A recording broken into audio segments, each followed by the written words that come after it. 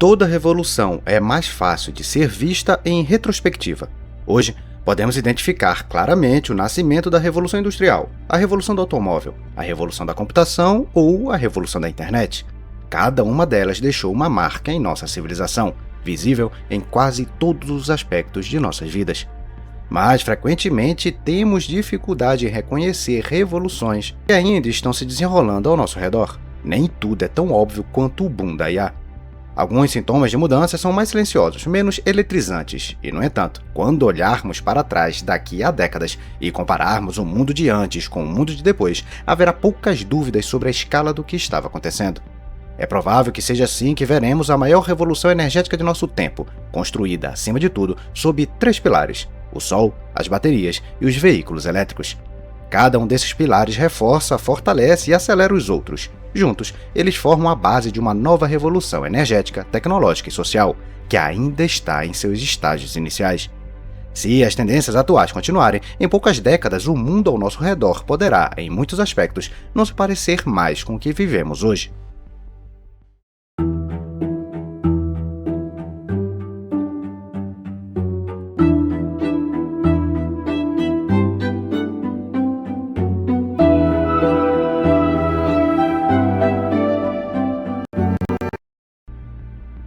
Pilar 1. O Sol, uma fonte inesgotável. Eu sei que alguns de vocês podem estar pensando agora: painéis solares? Eu os tenho no meu telhado há 10 anos. O que há de novo nisso? Onde está a revolução? Primeiro, parabéns. Você é um dos pioneiros do novo sistema de energia. Segundo, sim, esses painéis solares que agora parecem quase comuns ainda estão em um estágio muito inicial de desenvolvimento, pelo menos quando medidos em relação à escala total de energia utilizada pela humanidade. O caminho da energia solar para se tornar uma das principais e talvez a mais importante fonte de energia para a humanidade está apenas agora entrando literalmente em uma trajetória cósmica. Mas antes de prosseguirmos, uma breve nota técnica. Haverá muitos números neste episódio, então vamos esclarecer 2 coisas primeiro. A capacidade instalada, medida em gigawatts, é a produção teórica máxima de uma fonte de energia. A geração real, medida em gigawatts-hora, depende do que é conhecido como fator de capacidade. Para a energia solar fotovoltaica nos Estados Unidos, ele varia de 20% a 30%. Para a energia nuclear, é de cerca de 90%. Portanto, quando comparamos gigawatts de energia solar e nuclear, não estamos comparando a quantidade real de eletricidade que elas produzem. Agora, vamos em frente. Estamos em um momento interessante da história. Em 2026, a geração global de eletricidade a partir de energia solar, fotovoltaica, eólica e nuclear essencialmente convergiu. Cada uma agora oscila em torno de 225 terawatts-hora por mês. Mas uma rápida olhada nas tendências deixa uma coisa clara. A geração nuclear provavelmente aumentará gradualmente, impulsionada pelo atual renascimento nuclear. A eólica crescerá ainda mais rápido, mas a energia solar, se mantiver sua trajetória atual, poderia, nas próximas décadas, gerar várias vezes mais eletricidade do que a eólica e a energia nuclear combinadas. Como isso é possível? A visão panorâmica confirma que o carvão ainda importa enormemente. Ele representa cerca de 1/3 do mix global de geração de eletricidade. Mas quando focamos na linha de tendência de energia solar, começamos a ver a verdadeira escala desta revolução. Nem a ascensão do gás entre 1995 e 2010, nem o crescimento igualmente impressionante da energia eólica podem se igualar ao avanço que está ocorrendo agora na energia solar fotovoltaica. Mesmo projeções conservadoras sugerem que a geração solar poderia aumentar 10 vezes até 2046, dos atuais cerca de 2.000 terawatts por ano para 20.000 terawatts nas próximas 2 décadas. Mas isso pode não ser tudo. Se extrapolarmos a tendência atual de nova capacidade solar adicionada, talvez não precisemos de 20 anos. Podemos precisar de apenas 10. O ritmo é assombroso. Em 2 anos, a capacidade solar instalada global quase dobrou de 1,2 para 2,2 terawatts. Em 3 anos, a própria geração solar dobrou de 1.000 para 2.000 terawatts anualmente. É claro que outra ressalva é necessária. É difícil assumir que tal crescimento astronômico possa durar para sempre.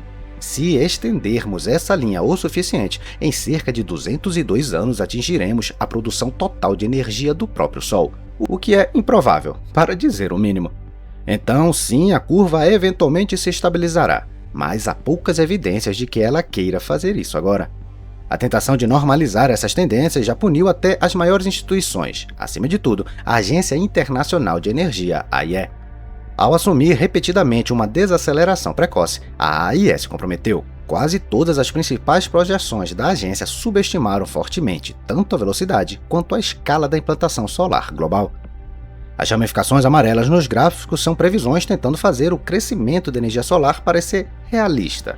A linha preta é a trajetória histórica real. A ascensão estratosférica da energia solar sem um fim claro à vista. Como diz a anotação da The Economist, abre aspas, em média, as instalações reais excederam as projeções de 5 anos por um fator de 3, fecha aspas. Em 2009, a AIE previu que a capacidade solar instalada total chegaria a 244 gigawatts até 2030. Essa meta foi atingida não em 21 anos, mas em 7. Hoje, a capacidade solar instalada está se aproximando de 3.000 gigawatts, mais de 10 vezes a previsão da AIE para 2030. É difícil estar mais errado, especialmente sendo a Agência Internacional de Energia. Em 2025, uma única fonte cobriu nada menos que 75% do crescimento da demanda global de eletricidade, justamente a energia solar. Por quê? Redução de custos. Em apenas 16 anos, o preço de um painel solar caiu 20 vezes, de $5 por watt em 2008 para 26 centavos em 2024. Desde 1975, caiu aproximadamente 450 vezes. Olhando para as renováveis como um todo, elas agora superaram o carvão na geração de eletricidade pela primeira vez em um século, sendo a única breve exceção 1919, quando a produção de carvão colapsou temporariamente. Em termos reais de longo prazo, este é, portanto, o primeiro momento desse tipo na história. A participação do carvão no mix energético subiu ligeiramente entre os anos 1970 e 2010, mas na última década caiu drasticamente, e em relação à geração total de eletricidade, está agora em seu nível mais baixo de todos os tempos. O declínio da participação do carvão é, então, uma tendência universal e transnacional, visível até em países fortemente baseados no carvão, como a Polônia e a China. No caso da Polônia, a mudança é mais lenta devido ao profundo apego econômico e cultural do país ao carvão, mas ainda é inconfundível. Em 2000, o carvão gerava quase 95% da eletricidade daquele país. Recentemente, em 2022, ainda estava em torno de 70%. Hoje, está um pouco acima de 50% e 2026 pode ser o primeiro ano na história polonesa em que o carvão ficará abaixo da metade do mix energético. No Brasil, a transição energética é diferente, pois nossa matriz já é majoritariamente limpa graças às hidrelétricas. No entanto, o país vive uma revolução similar com a geração solar distribuída, onde a capacidade saltou de quase zero para se tornar a segunda maior fonte da matriz elétrica brasileira em menos de uma década, reduzindo a dependência das termoelétricas, que são caras. Outro ex-campeão do carvão é a Austrália. Em 2005, ela gerava cerca de 90% de sua eletricidade a partir do carvão, um recurso que ela também possui em abundância. 20 anos depois, essa participação caiu para menos de 50% e logo será menor do que a participação das renováveis. Mas o ponto de referência mais importante continua sendo mesmo a China. Se alguém disser, mas a China ainda está construindo usinas a carvão, estará certo. O ponto é que esse fato precisa ser entendido no contexto. A China ainda está sedenta por energia, então usinas a carvão estão sendo construídas e construídas rapidamente. Em 2024, a China iniciou a construção de cerca de 95 gigawatts de nova capacidade de carvão, o suficiente para alimentar todo o Reino Unido 2 vezes. Ela foi responsável por 93% de toda a capacidade de carvão no mundo e mais da metade da geração global de eletricidade a carvão ainda vem da China. Então isso significa que o carvão está indo bem? Não exatamente. No mesmo período, Pequim tem adicionado muitas vezes mais capacidade renovável, enquanto o carvão atua cada vez mais como um backup parcial. É por isso que a participação do carvão continua caindo, apesar das novas usinas serem construídas de 73% em 2016 para 51% em 2025. Isso é apenas parte da história. Dizer que a China apostou em energia solar seria um eufemismo. Somente no ano passado, a China colocou em operação o dobro da capacidade solar do que o resto do mundo combinado. Seus 256 gigawatts de nova capacidade solar foram mais de 3,5 vezes o tamanho de todo o sistema elétrico da Polônia em um único ano. Isso mostra que a ascensão da China não se baseia apenas em mão de obra barata, propriedade intelectual roubada ou subsídios industriais, os argumentos fáceis de se fazer. Temos também que admitir, com humildade, que Pequim tomou uma série de decisões estratégicas fortes, muitas vezes melhores do que as tomadas na Europa ou nos Estados Unidos, e as executou bem. Apostar na energia solar foi uma das mais importantes. Do outro lado desta rivalidade estratégica está Donald Trump, que tem bloqueado aprovações para projetos renováveis. No primeiro dia de seu segundo mandato, ele declarou uma emergência energética nacional e logo depois assinou uma ordem apoiando o Belo Carvão, liberando 625 milhões de dólares em subsídios e 200 bilhões de dólares em financiamento barato para a indústria do carvão. O Departamento de Energia já emitiu 19 ordens de emergência forçando operadores a manter unidades de energias antigas e não lucrativas conectadas, um total de 17 gigawatts. Enquanto isso, o secretário do Interior, Doug Burgum, introduziu uma exigência de aprovação pessoal para quase 70 tipos de decisões envolvendo projetos eólicos e solares em terras federais, citando, entre outras coisas, sua vulnerabilidade a um ataque de enxame de drones. Como resultado, até 57 gigawatts de nova capacidade renovável dos Estados Unidos foram atrasados ou cancelados. Tribunais federais têm bloqueado essas medidas uma a uma. O governo já perdeu, entre outros casos, 5 processos de energia eólica offshore seguidos, mas cada mês de atraso é uma vantagem entregue a Pequim de graça. No entanto, apesar da resistência do governo federal, a mudança orgânica continua. A participação de energia solar no mix energético dos Estados Unidos subiu para cerca de 8% na última década, entrando na mesma curva de ascensão acentuada que continuará aparecendo ao longo deste episódio. A Califórnia naturalmente se destaca. Lá, a solar ultrapassou o gás como a maior fonte de eletricidade. Mas não assuma que este é apenas o domínio dos esquerdistas californianos. O conservador Texas é agora o maior gerador de energia solar dos Estados Unidos, tendo ultrapassado a Califórnia nos últimos meses. E, apesar da narrativa alarmista e derrotista, a Europa está claramente à frente dos Estados Unidos nesse aspecto, e, em certo sentido, até à frente da China. A China domina na geração solar absoluta. Ela tem 3 vezes mais capacidade solar instalada que a Europa e 4 vezes mais que os Estados Unidos. Mas quando se trata da participação da energia solar na geração de eletricidade, a Europa, com cerca de 13%, supera ligeiramente os cerca de 12% da China e ultrapassa claramente os 8,5% dos Estados Unidos. Portanto, não deve nos surpreender que a participação da energia solar no mix energético tenha aumentado no ano passado em todos os Estados-membros da União Europeia. Hungria, Chipre e Países Baixos se destacam pelo crescimento da participação solar, enquanto Alemanha, Itália, França e, novamente, os Países Baixos merecem a atenção pela quantidade nominal de nova capacidade solar adicionada. A Hungria de Viktor Orbán pode ser criticada em muitas frentes, mas quando se trata de adotar a energia solar na Europa, ninguém pode realmente se comparar aos húngaros. Em apenas 10 anos, a Hungria mudou quase 1/3 de seu mix energético para solar, uma conquista de peso. A revolução solar, no entanto, não é reservada para países grandes e ricos. A China está produzindo painéis solares em massa para exportação também. Frequentemente relatamos a estratégia de Pequim para aniquilar, entre outros, fabricantes europeus em seus próprios mercados. Mas a política do Partido Comunista Chinês também está permitindo revoluções energéticas repentinas em países que não veríamos necessariamente como pioneiros de novas tendências. O Paquistão, por exemplo, importou 50 gigawatts de módulos solares chineses em apenas 3 anos. Tudo bem, mas e a alegação popular de que os painéis solares têm vida útil curta e perdem eficiência à medida que envelhecem? Usinas de energia são construídas para durar décadas, mas e os painéis? Aqui, a energia solar está em uma posição interessante. Ainda jovem como tecnologia, mas já madura o suficiente para testar tais alegações cientificamente. Uma pesquisa recente de cientistas da Universidade de Ciências Aplicadas e Artes do sul da Suíça é útil aqui. O que os suíços descobriram? Que os painéis solares duram muito mais do que o originalmente assumido. Após 30 anos de uso, eles ainda retinham 80 a 85% de sua produção nominal original. E lembre-se, estamos falando de painéis fabricados entre 1987 e 1993. Em resumo, precisamos entender que esta revolução é historicamente rápida, mas ainda está em um estágio muito inicial. A maioria das figuras acima referia-se à eletricidade, e a eletricidade é apenas parte da demanda global de energia. O consumo total de energia, incluindo indústria, transporte e construção, mostra que a tríade petróleo, carvão, gás ainda está muito viva.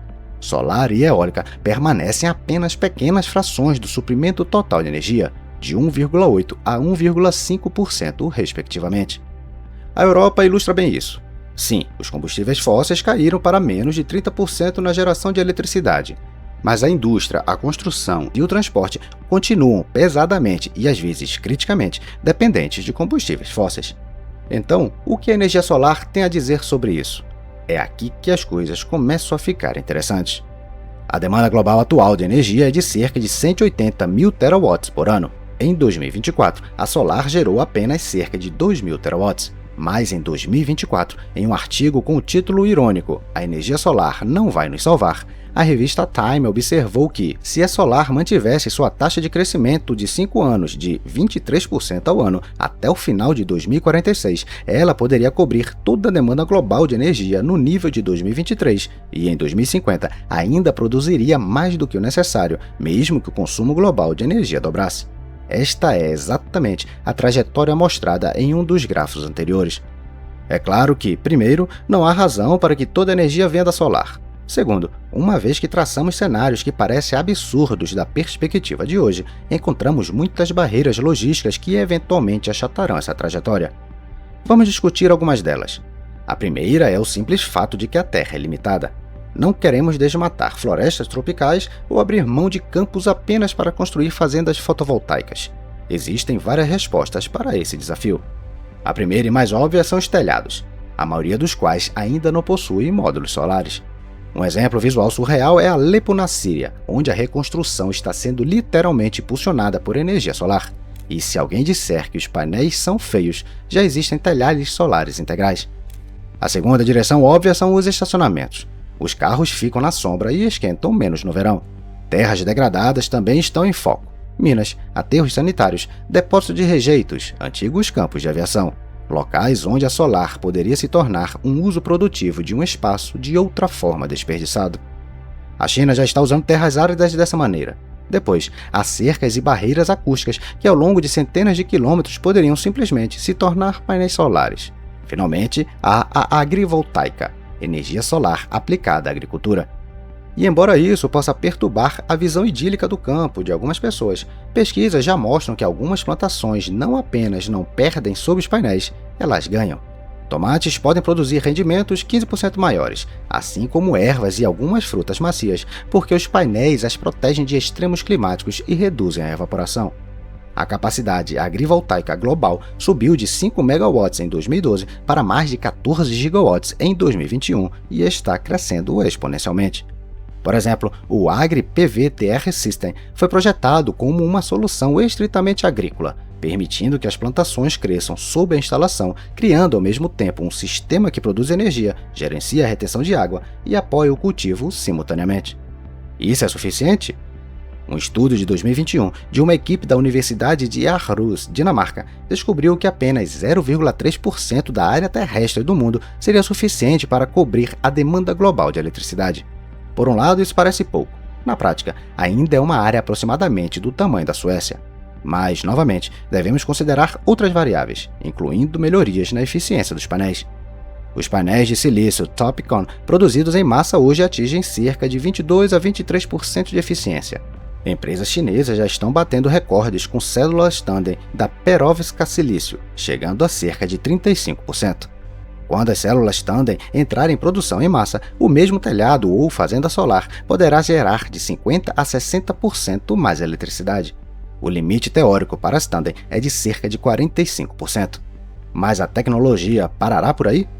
Claro, a ideia de obter toda a energia solar do Sol permanece puramente hipotética. Na realidade, não há necessidade disso. Eólica, nuclear e, em casos específicos, carvão, gás e petróleo continuarão fazendo parte do sistema. Mas esses experimentos mentais mostram que o potencial de energia solar ainda é enorme, até mesmo literalmente cósmico. Tecnologia para transmitir energia do espaço para a Terra já está sendo desenvolvida. Ainda é futurista, mas não é mais pura ficção. Em 2023, a missão MAPLE da Caltech transmitiu energia sem fio da órbita para a Terra e outros demonstradores estão sendo desenvolvidos pelo Japão, Estados Unidos, Reino Unido e, acima de tudo, pela China. A lógica é simples. No espaço, os painéis têm espaço quase ilimitado e operam sem noite ou nuvens. O problema é o custo de lançamento e as perdas de energia durante a transmissão através da atmosfera. É por isso que um passo intermediário mais realista pode não ser alimentar a Terra a partir da órbita, mas mover alguns consumidores sedentos por energia, como o centro de dados, para a órbita ou para a Lua, onde poderiam ser alimentados diretamente pelo Sol. Essa direção também é ajudada pelo fato de que a energia solar tem um apoiador muito influente, o principal barão do espaço do mundo, Elon Musk, que descreveu repetidamente a solar como a fonte de energia futura mais importante. Em resumo, a energia solar detém agora as cartas mais fortes e está apenas começando a vencer em escala. Pilar 2. Armazenamento de energia, a nova flexibilidade. Até agora, o maior problema da energia solar era simples: o Sol só brilha durante o dia. E sim, se olharmos para o perfil atual da geração de energia, mesmo em um país pesado em combustíveis fósseis como a Polônia, podemos ver que aproximadamente das 7 às 17 horas, a solar entra com força total e se torna a fonte mais importante de eletricidade no mix. À noite, a lacuna ainda tem que ser preenchida principalmente pelo carvão e, no futuro, em parte pela nuclear. Mas já temos tecnologias que nos permitem usar a energia solar após o pôr do sol. São as baterias, ou mais precisamente, os sistemas de armazenamento de energia. O sucesso da fotovoltaica é agora visível e está bastante consolidado. O armazenamento de energia, no entanto, está apenas começando a seguir uma curva semelhante. Entre 2021 e 2025, a capacidade global de armazenamento por baterias no setor elétrico cresceu 1.100%, de 17 gigawatts para 230 gigawatts, seguindo uma tendência igualmente exponencial. De acordo com a AIE, somente em 2025 o mundo adicionou 108 gigawatts de nova capacidade de armazenamento por baterias, 40% a mais que em 2024. Medindo em termos de energia, gigawatt-hora significando quanta eletricidade pode realmente ser armazenada, a escala é ainda mais impressionante. Somente em 2024, um recorde de 200 gigawatts-hora foi adicionado, elevando a capacidade operacional de armazenamento para 375 gigawatts-hora. Em 2025, outros cerca de 250 gigawatts-hora foram adicionados, o que significa que a capacidade cumulativa de armazenamento de energia agora excede 600 gigawatts-hora. Este é um ritmo que nenhuma tecnologia de energia jamais alcançou, nem mesmo a solar. A solar precisou de cerca de 15 anos para uma ampliação de 10 vezes semelhante. As baterias fizeram isso em 4. A AIE chama explicitamente as baterias de tecnologia de energia de crescimento mais rápido, e isso exclui as baterias de veículos elétricos, que são uma segunda fonte de demanda ainda maior para as mesmas células. Este gráfico do professor Ray Wills mostra que a implantação de capacidade de bateria está superando até mesmo a decolagem extraordinária da solar. Onde a maior parte da nova capacidade de armazenamento está sendo implantada? Você adivinhou? Na China. A Europa e os Estados Unidos estão tentando recuperar o atraso, enquanto o Oriente Médio também está acordando. A barra rosa em 2025 representa 3 gigawatts de capacidade de armazenamento adicionados pela Arábia Saudita em apenas um ano, mostrando que, assim como os módulos solares, esta revolução está agora começando a se espalhar pelo mundo. Mas alguém dirá, tudo bem, em sistemas pequenos talvez, mas em escala as baterias não fazem sentido porque são muito caras. Elas são? Aqui a tendência está se movendo na direção oposta. Em 1991, 1 kWh de uma célula de bateria de íon-lítio custava 9.210 dólares. Hoje está em torno de 75 dólares. É por isso que solar mais baterias estão se tornando uma dupla imbatível de energia, e não apenas durante o dia. Seus custos estão agora começando a vencer os jogadores estabelecidos. Estimativas recentes mostram que, pela primeira vez na história da energia, as baterias podem fornecer energia de forma mais barata do que construir uma nova usina a gás. De acordo com a Bloomberg NEF, em 2025, o LCOE, o custo total nivelado de eletricidade de um projeto, para uma bateria de 4 horas, caiu 27% para 78 dólares por megawatt-hora, o nível mais baixo desde 2009. Ao mesmo tempo, o LCOE de uma nova usina a gás CCGT subiu 16%, 102 dólares por megawatt-hora, o mais alto já registrado. E se pegarmos a combinação completa de solar mais bateria, o sistema que está sendo realmente construído em escala em 2025, o custo pode cair para 54 dólares por megawatt-hora. Estes são os números mais recentes da Agência Internacional de Energia Renovável, IRENA. A IRENA acrescenta que solar mais armazenamento ainda custava cerca de $100 por megawatt-hora em 2020, o que significa que o preço quase caiu pela metade em 5 anos. Desde 2010, o custo das instalações fotovoltaicas caiu 87%, a eólica 55% e as baterias 93%. A agência espera novos declínios na próxima década. Este é o momento em que o cálculo deixa de ser ideológico. Mesmo sem qualquer argumento climático, puramente como uma decisão de negócios, novos investimentos em gás e carvão estão perdendo cada vez mais economicamente para a dupla solar mais bateria, especialmente onde a necessidade é cobrir a demanda diurna e noturna. Os melhores leitores desta tendência são aqueles que sabem contar dinheiro, as Big Techs. A Amazon comprou recentemente o complexo Sunstone Solar do condado de Monroe, Oregon, por $83 milhões, 1,2 gigawatts de solar e 1,2 gigawatts de armazenamento. Em 2025, 4 empresas, Amazon, Meta, Google e Microsoft, responderam por metade de todos os contratos globais de energia limpa. Meta e Amazon sozinhas contrataram mais de 10 gigawatts cada uma. A Microsoft assinou um acordo de 8 anos com a QCells para 12 gigawatts de energia solar, o suficiente para alimentar 1,8 milhão de lares norte-americanos. Ao todo, as Big Techs têm agora mais de 84 gigawatts de energia limpa sob contrato, um aumento de quase 70% em apenas 12 meses. E, apesar das aparências, a motivação do Vale do Silício não é ideológica, é puramente comercial. O Excel diz cada vez mais a mesma coisa. Em muitos casos de uso, solar mais baterias são a opção mais barata e promissora. Vamos adicionar alguns pontos técnicos. Baterias, é claro, não geram eletricidade por si mesmas. Seu valor reside em armazenar o excedente de energia e liberá-lo quando é mais necessário. E aqui, a chamada duração da bateria está aumentando. Não faz muito tempo, baterias de 1 ou 2 horas eram o padrão, usadas principalmente para suavizar picos curtos. Hoje, baterias de 4 horas estão se tornando o padrão e, em alguns mercados, estão surgindo sistemas de 6 a 8 horas. Isso significa flexibilidade real. O pico solar do meio-dia pode ser deslocado para o pico da demanda da noite. Em outras palavras, as baterias estão se tornando estabilizadores do sistema. Crucialmente, não são apenas as baterias em si que estão ficando mais baratas. Sua química também está mudando. No debate público, a frase bateria de iodo-lítio ainda é frequentemente associada a células caras, baseadas em cobalto, da primeira onda de eletromobilidade.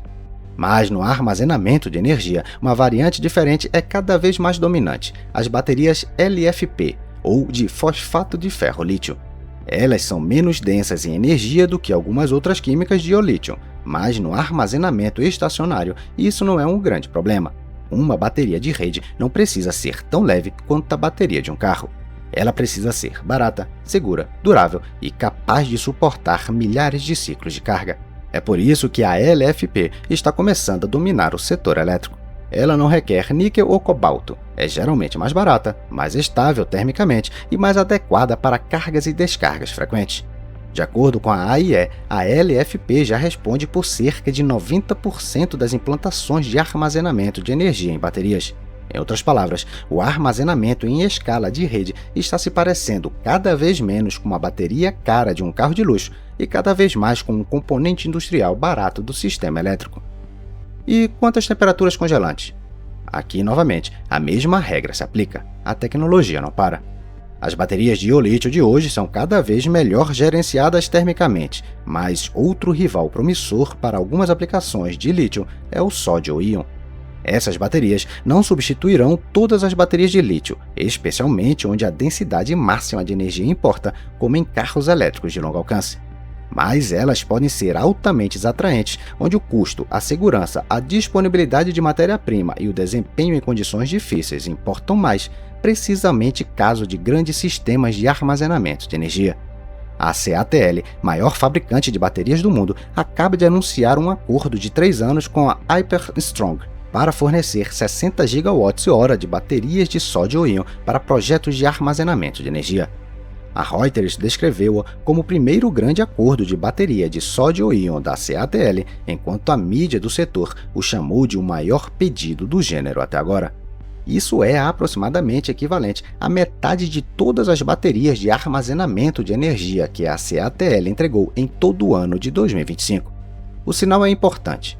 O sódio-íon não é mais apenas uma curiosidade de laboratório, está começando a entrar em escala industrial. Por que isso importa? Porque o sódio é muito mais abundante e barato que o lítio. Há cerca de 1000 vezes mais dele na crosta terrestre, tornando seu preço menos vulnerável a choques de matérias-primas. Depois, há a velocidade de implantação. Usinas a gás e especialmente usinas nucleares levam anos para serem construídas. Solar mais baterias podem ser implantadas muito mais rápido. Isso importa muito para o ritmo da revolução energética, incluindo o aumento na demanda de eletricidade da computação de IA. Mas, com mudanças nessa escala, desafios são inevitáveis. Solar e baterias não são uma cura mágica para tudo. O maior problema é a sazonalidade. Fotovoltaica mais uma bateria de 4 a 8 horas pode resolver o ciclo diário, mas não o sazonal. Em países com luz solar mais fraca, um painel solar em janeiro pode produzir de 5 a 10 vezes menos eletricidade do que em junho. Mesmo com melhor eficiência dos painéis, quando não há sol, o painel simplesmente não pode atender a demanda. Por enquanto, a resposta é a diversificação energética, acima de tudo a eólica, que em climas temperados tem um perfil sazonal oposto ao da solar e gera mais no inverno, e a nuclear, que fornece uma carga de base estável e limpa, independente da estação. Mas a tecnologia oferece outra resposta possível. E se pudéssemos pegar o excedente da eletricidade do sol de verão, armazená-lo e usá-los nos meses frios? Este ainda é um cenário futuro, mas várias soluções já estão sendo exploradas. O candidato mais sério é o hidrogênio. No verão, o excedente de energia solar é convertido através da eletrólise em hidrogênio, armazenado em tanques e usado no inverno. Ele pode então ser queimado em uma usina a gás, e esse gás não precisou ser importado porque veio da luz solar do verão, ou convertido de volta em eletricidade e água em células de combustível. Por enquanto, este processo ainda perde uma parcela significativa de energia, mas o hidrogênio continua sendo um dos candidatos mais fortes para o armazenamento sazonal em escala massiva. A infraestrutura existente também pode ser parcialmente reutilizada. Gasodutos, cavernas de sal outrora usadas para gás natural e até usinas de energia a gás, já que quase todos os grandes produtores de turbinas já vendem modelos preparados para hidrogênio. A Hystock dos Países Baixos está construindo 4 cavernas de sal para armazenamento de hidrogênio, cada uma com capacidade de cerca de 200 gigawatts-hora, com a primeira esperada para meados de 2031. Projetos semelhantes estão se desenvolvendo na Alemanha, França e Dinamarca. A startup norueguesa Photon Cycle levantou 15 milhões de euros para armazenamento doméstico de hidrogênio em estado sólido, projetado precisamente para o cenário verão ensolarado, casa quente no inverno. A Polar Night Energy da Finlândia, por sua vez, lançou a maior bateria de areia do mundo em 2025, 100 megawatts-hora de calor armazenados em 2.000 toneladas de pedra. Todas essas soluções ainda estão em um estágio muito inicial, mas mostram que o progresso tecnológico já está visando as próximas barreiras. Também existem outros problemas. Adaptar a rede elétrica existente, fornecer inércia, regulação de frequência e capacidade de iniciar após um apagão, coisas que as renováveis não entregam sem infraestrutura adicional. Depois, há setores difíceis de eletrificar, como aviação, transporte marítimo, aço, cimento e petroquímica, que juntos respondem cerca de 25 a 30% das emissões globais. Mas esses são problemas de escala de uma tecnologia ainda jovem que já está vencendo economicamente em cada vez mais aplicações. Se o custo da energia solar continuar caindo e superando claramente outras fontes, as tecnologias ao seu redor também amadurecerão.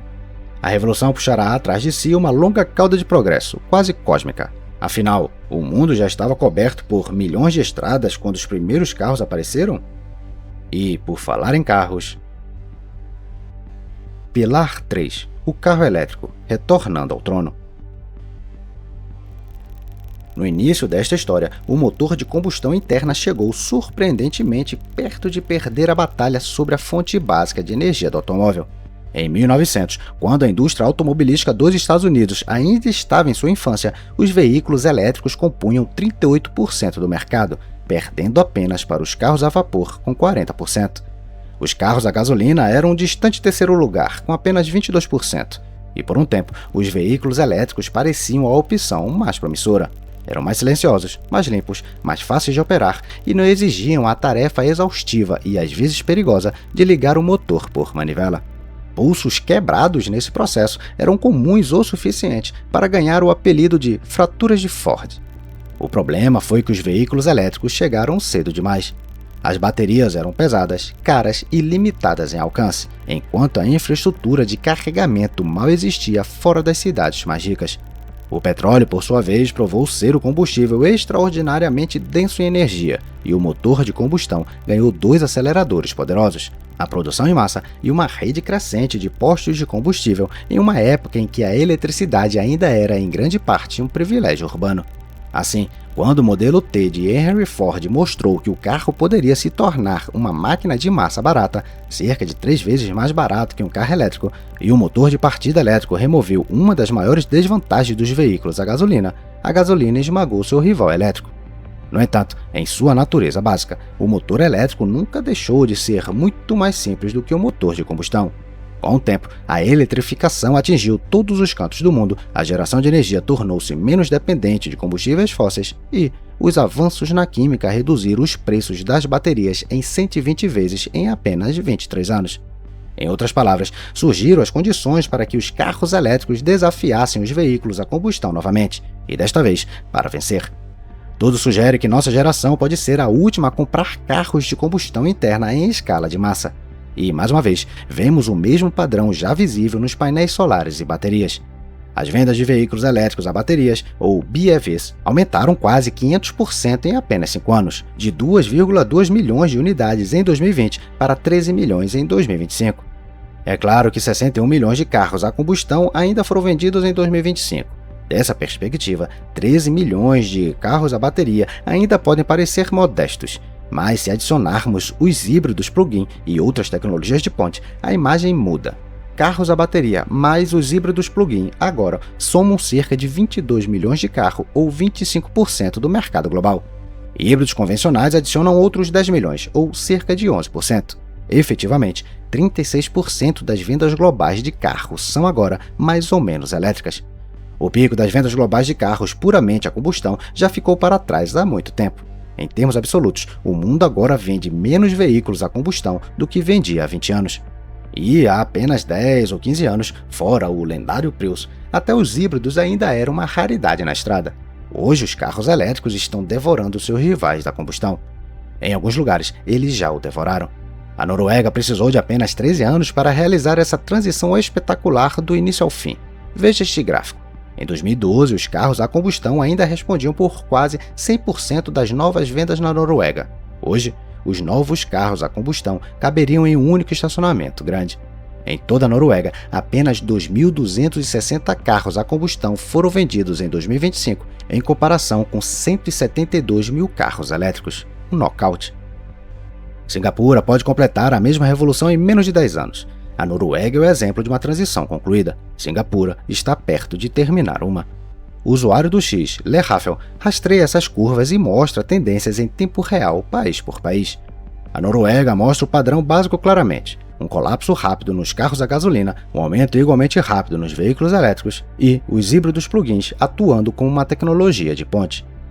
Agora alguém pode dizer: você está escolhendo apenas sociedades muito ricas. Em geral, sim. Quanto mais rico o país, mais rápida a transição. Os Países Baixos, a Bélgica, a Suécia e a Islândia mostram mudanças muito rápidas. Mas veja a Albânia. Este pequeno e ainda relativamente pobre país balcânico está vendo uma das curvas de adoção de veículo elétrico mais rápidas do mundo. Em sua tendência atual, poderia completar a transição por volta de 2032. A Indonésia está se movendo ainda mais rápido. Este é outro sinal de que, uma vez que uma tecnologia se torna mais barata, a adoção pode ir além das sociedades mais ricas e atingir mercados que geralmente não associamos à vanguarda tecnológica. Vamos pegar a Polônia mais uma vez, um país médio como exemplo. Os poloneses ainda gostam de híbridos, o próprio dono do canal dirige um, mas os veículos elétricos e plug-ins estão começando a acelerar. Como mostra o gráfico, as vendas atuais estão começando a se mover à frente da tendência que assume que até 2040, quase todos os carros novos vendidos na Polônia serão totalmente elétricos. A mesma imagem aparece quando olhamos para o declínio das vendas de carros a combustão, com os plug-in incluídos. Em apenas 5 anos, devemos ver os veículos elétricos e os carros a combustão se cruzarem nas novas vendas. No Brasil, o crescimento dos veículos elétricos e híbridos chineses, como BYD e GWM, quebrou recordes sucessivos, mostrando que mesmo em um país com a alternativa do etanol, o custo-benefício da eletricidade está começando a vencer a resistência cultural. O fato de a mudança estar agora atingindo países mais pobres como a Albânia ou a Indonésia mostra que os veículos elétricos estão se tornando mais acessíveis não apenas por causa de subsídios, mas porque todo o sistema está começando a competir com os carros a combustão no preço, especialmente quando contamos o custo total de propriedade, não apenas o preço da compra. Este gráfico do Financial Times mostra o ponto. Manter um carro elétrico já é muito mais barato do que manter um carro a combustão. As contas de combustível falam por si. Mas em muitos mercados, até o preço de compra dos veículos elétricos está começando a convergir com os carros a combustão.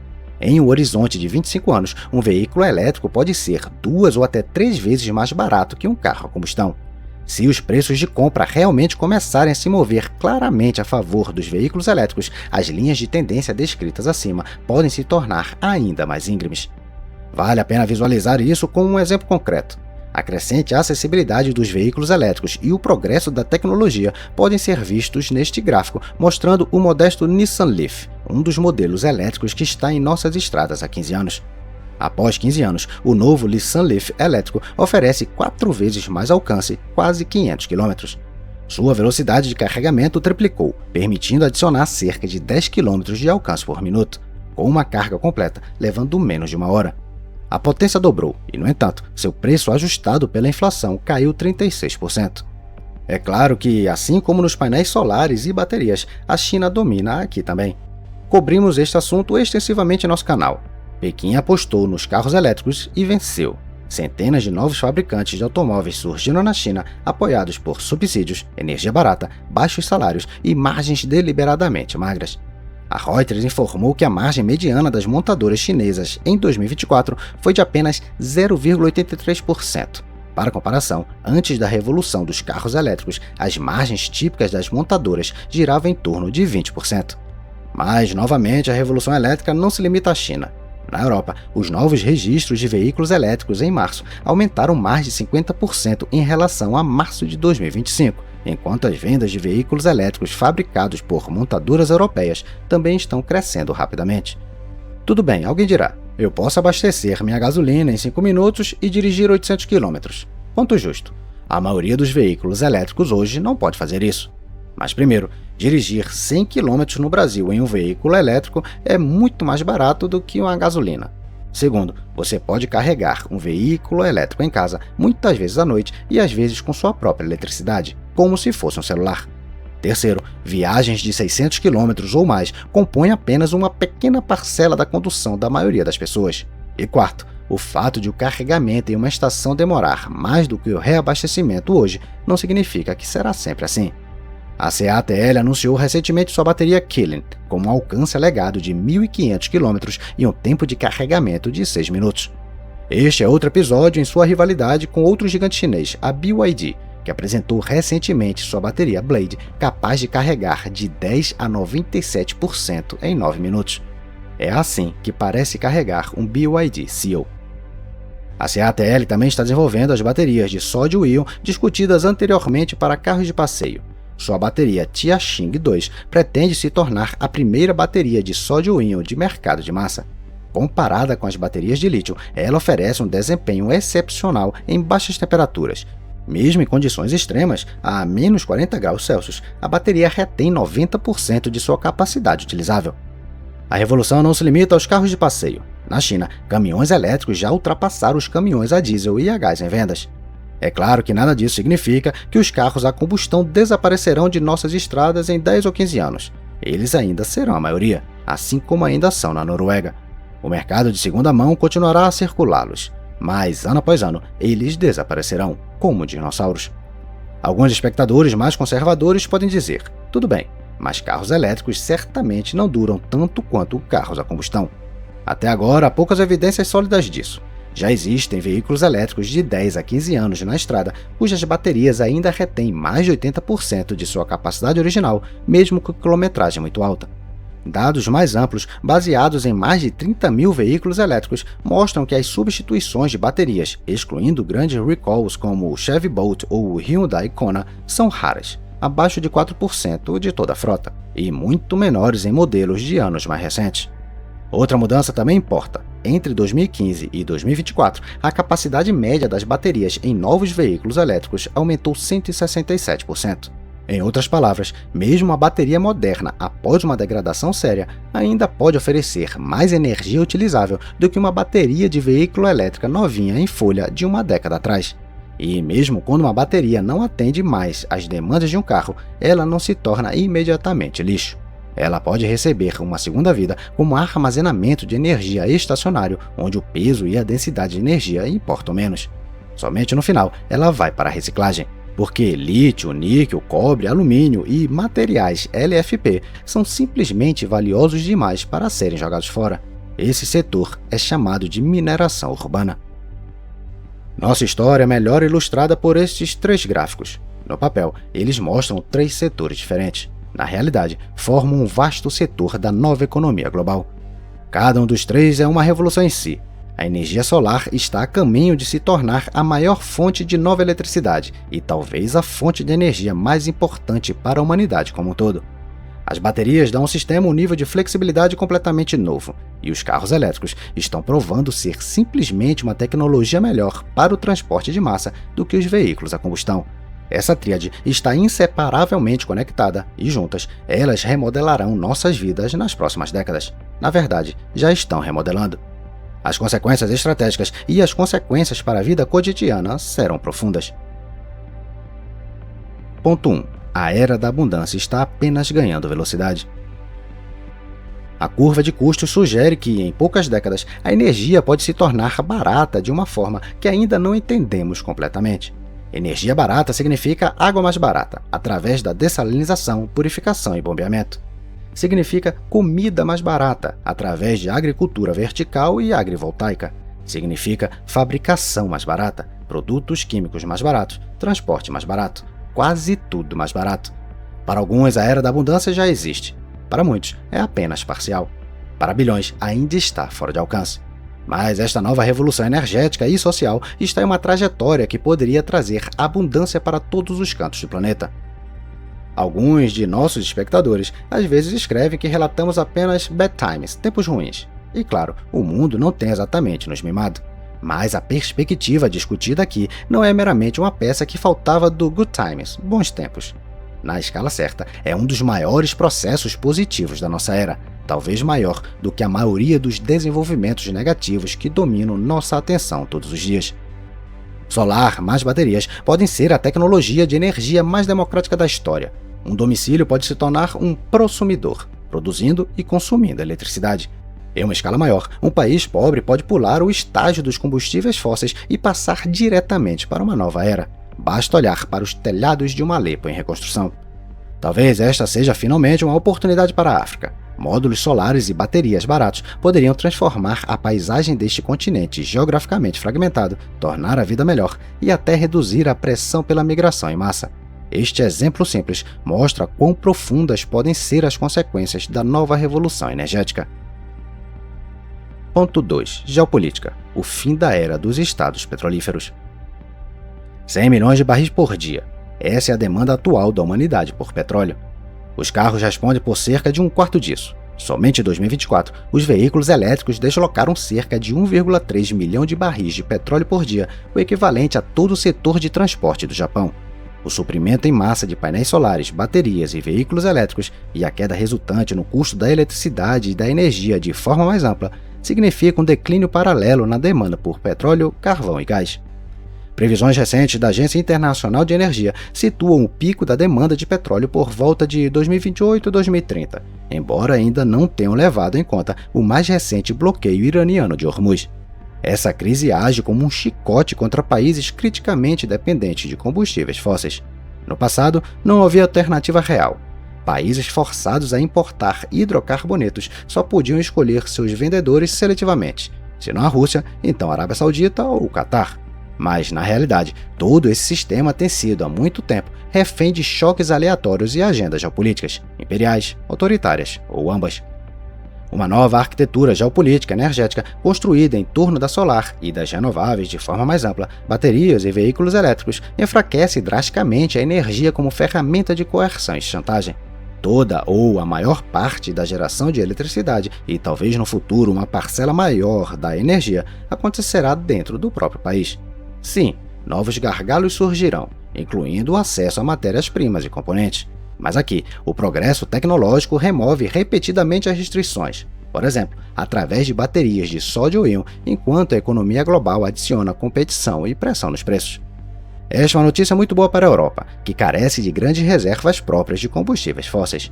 O mesmo se aplica à China. É uma notícia muito pior para os estados do Golfo. Este é um dos principais fatores por trás da saída dos Emirados Árabes Unidos da OPEP.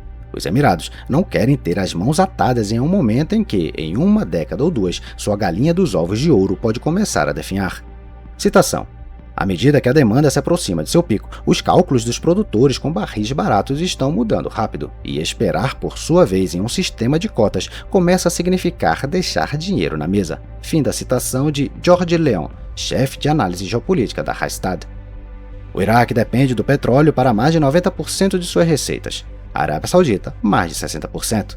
Os Emirados Árabes Unidos, cerca de 40%. Países como Nigéria, Venezuela e Angola também serão duramente atingidos. E isso também é má notícia para os Estados Unidos, o maior exportador de energia do mundo. Cerca de 8% do PIB dos Estados Unidos repousa sobre este pilar. Muito menos do que no Oriente Médio ou na África, mas em termos nominais, ainda uma quantidade enorme de dinheiro. É por isso que destruir uma dependência que beneficia os Estados Unidos, mesmo com dividendo de curto prazo, é outra razão pela qual a guerra no Irã, feita por Trump, foi um erro estratégico. É claro que se a OPEP do petróleo declinar, novos gargalos podem surgir. Lítio, níquel, cobalto, terras raras, cobre, grafite e capacidade de refino. Em parte sim, mas o exemplo das baterias mostra que a nova tecnologia pode dispersar o centro de gravidade das matérias-primas. Esse é o primeiro ponto. O segundo é que o novo paradigma dá à tecnologia muito mais espaço para resolver restrições. O lítio é um problema? Tente o sódio, que é abundante.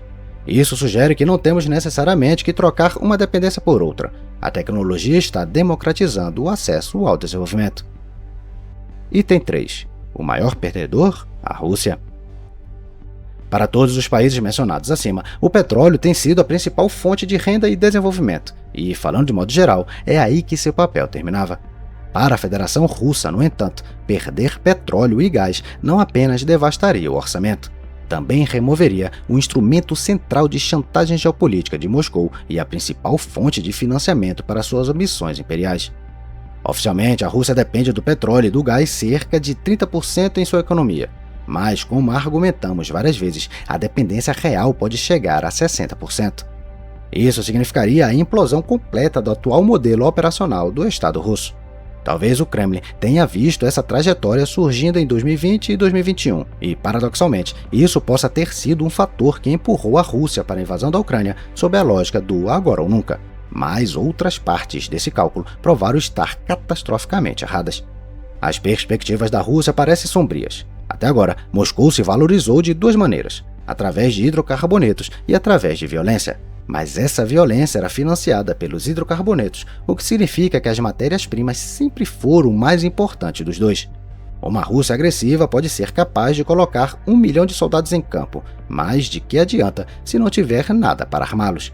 Em outras palavras, a Rússia está em uma trajetória rumo à destruição de seus dois ativos imperiais restantes, e manter forças nucleares é, por si só, extraordinariamente intensivo em recursos. É genuinamente difícil imaginar como a Rússia funcionará quando esses pilares desaparecerem. Os cenários mais otimistas incluem estagnação interna e decadência, que já estão em curso, uma vassalagem mais profunda pela China ou uma autarquia atrasada cortada do mundo. Os cenários mais sombrios para o Kremlin incluem uma luta pelo poder, revolta interna ou até a fragmentação em entidades menores. Item 4. O maior vencedor? O planeta e a humanidade. Você notou que neste episódio ainda não mencionamos o maior argumento para as renováveis, a mudança climática? Não ignoramos porque o negamos, mas porque essa mudança não é impulsionada principalmente pela ideologia. Ela é impulsionada pela economia. Sim, os subsídios aceleraram a mudança, mas eles não são mais o motor principal. A redução de custos é um impulsionador de transformação muito mais poderoso do que qualquer agenda ideológica central, por mais nobre que seja. Para muitas pessoas, o problema climático ainda parece distante demais para moldar as escolhas cotidianas do consumidor. Mas se $200 por mês ficam na sua carteira e você não respira mais fumaça de uma chaminé, a escolha subitamente se torna muito simples. Novamente, é difícil imaginar um mundo alimentado apenas por renováveis e baterias. Não seria apenas difícil de construir, também poderia ser arriscado. Usinas de petróleo, gás e até carvão não desaparecerão completamente. Seu principal concorrente, no entanto, será a energia nuclear. Assim como as renováveis, ela é limpa e de baixa emissão. Mas, ao contrário delas, é independente de variáveis externas, exceto pelo suprimento de urânio. Para muitos países, o mix atraente pode ser um sistema dominado por renováveis e apoiado por uma base nuclear estável. Por exemplo, 70% a 80% de renováveis e 20% a 30% de nuclear. As proporções exatas dependerão da geografia, do acesso a combustíveis fósseis baratos, das condições da rede, da política e da maturidade de cada tecnologia. Item 5. Uma nova e crítica economia está nascendo. Sim, a China entendeu e implementou a primeira fase desta nova revolução melhor do que ninguém. Crédito seja dado a quem merece. Pequim leu corretamente cada elemento da nova tríade e começou não apenas a construir seu próprio futuro em torno dela, mas também a tornar seus rivais geopolíticos dependentes da China. Produtores chineses de painéis solares, baterias e carros elétricos começaram a inundar o mundo com seus produtos. O que deve ser feito a respeito? Aceitar ou resistir? Esta é uma questão complexa. A China construiu e está fortalecendo seu domínio de duas maneiras. Primeiro, através de boas decisões, apostas estratégicas em novas tecnologias, enorme investimento em desenvolvimento e planejamento industrial de longo prazo. Esse é o lado brilhante da Lua. O lado escuro é a supressão artificial de salários, subsídios massivos, margens extremamente baixas e a exportação deliberada de excesso de capacidade. Para quê? Para aniquilar setores inteiros de economias rivais antes que elas possam reagir. Portanto, sim, apesar das aparências, este não é um campo de jogo equilibrado.